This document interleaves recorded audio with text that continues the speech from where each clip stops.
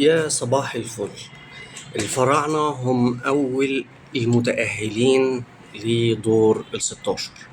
فوز مهم، شئت أو أبيت، اتفقت أو اختلفت مع حسام حسن فهو فوز مهم. الفوز على جنوب أفريقيا.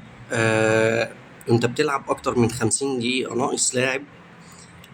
هو كنا ناقصين والله وهو موجود، بس يعني 50 دقيقة ناقص لاعب. آه شيء مش سهل، لأن منتخب جنوب أفريقيا من الفرق اللي بتلعب كرة حلوة قوي. يعني لسه قبل البطولة فايزين على غانا. غانا اتأهلت كأس العالم.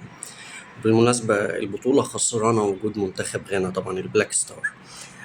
لكن فوز مهم يخليك متصدر المجموعة، بصرف النظر عن نتائج الماتش الجاي يخليك تبدأ تتكلم في البطولة من أول دور الثمانية. بقى المفترض إن أنت دور ال16 هتقابل فريق من أحسن توالد، فأعتقد إن الماتش في متناول الفراعنة. الأداء الرجولي لكل اللعيبة بصراحة. بصرف النظر طبعا عن التشكيل أو عن طريقة اللعب اللي بتعتمد كتير قوي على الطوليات.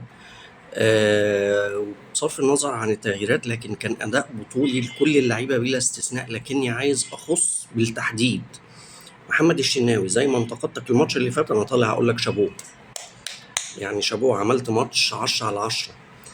اديت طمأنينة لكل اللعيبة اللي قدامك. فمحمد الشناوي امبارح يستحق مان اوف ذا ماتش اللي خد الجايزة بتاعتها. برافو يا شناوي، ويا ريت يبقى أدائك كده تكمل. لو كملت على كده منتخب مصر هينافس على البطولة.